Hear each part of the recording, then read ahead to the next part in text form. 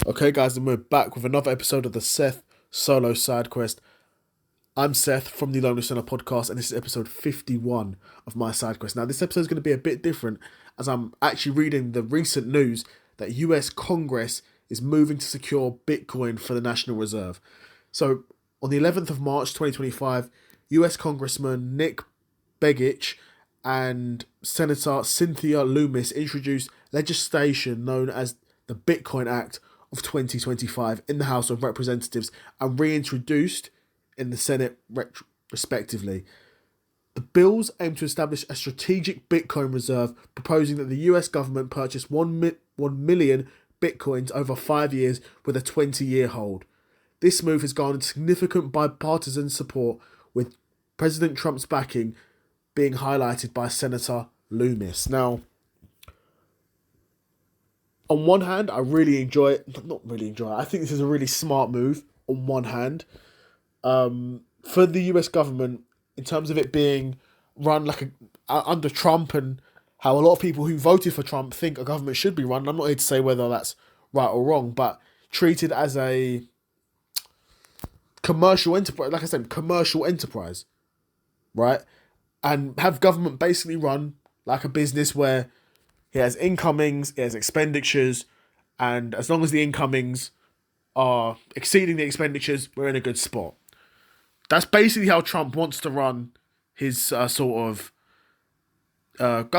And that's why he's brought in Elon Musk almost as a, you know, how you get at work, these corporate consultants that are there just to cut costs. You know, they're there to just to tell the bosses who to fire and what teams to fire.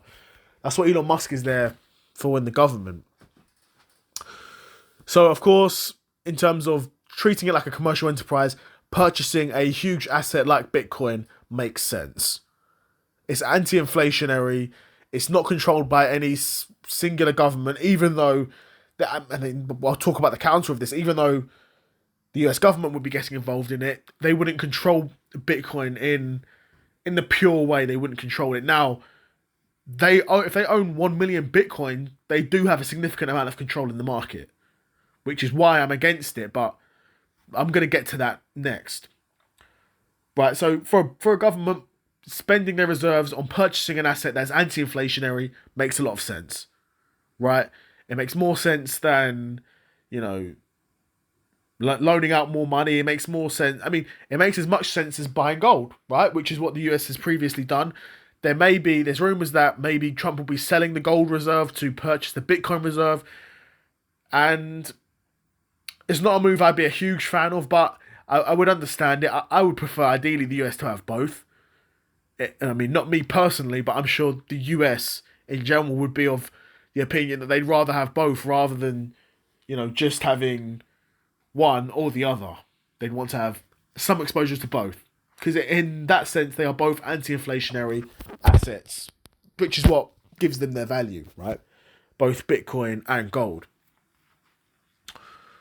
But why I don't like this is, like I said, even though in the pure way, the US government wouldn't have control over Bitcoin, if they own 1 million of the supply, they've got a significant market influence. If they buy those 1 million over 5 years with a 20-year hold, who's not to say in year 21 they sell 1 million Bitcoins and, you know, almost like rug the market.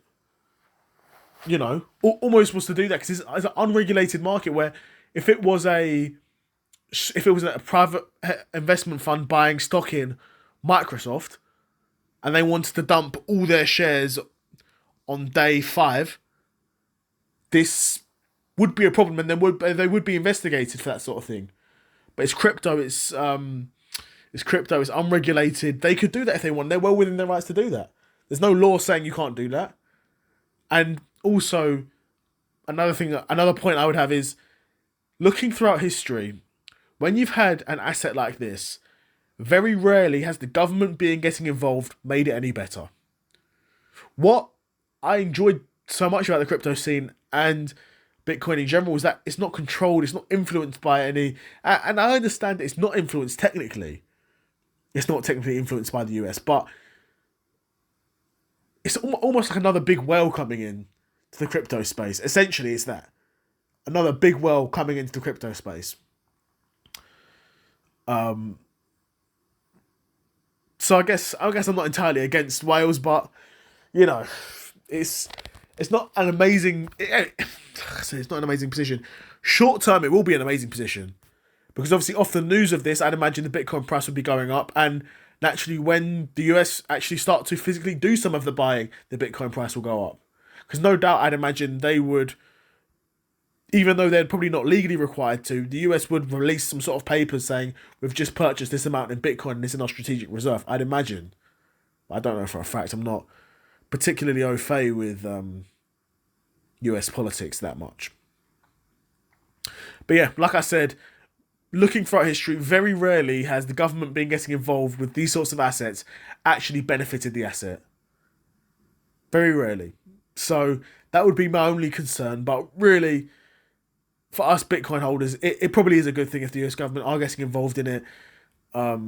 Also means, like I said, there'll be less available supply, making the Bitcoin we currently hold worth more. So I'm not complaining in that sense. But very interested to see what comes with this. Michael Saylor said regarding this, big things are coming. Maybe he'll be involved at some stage. Obviously, he's got his investment fund that solely buys Bitcoin. That, of course, over a long time horizon, has done really, really well and made themselves a lot of money by doing that. But yeah, that's another episode of the Seth Solo Side Quest in the bag. The US is buying Bitcoin. Who would have thought it, man? 2025, who would have thought it? But yeah, that's been it from me. Another episode of the Seth Solo Side Quest in the bag, episode 51. And I'm out. Peace.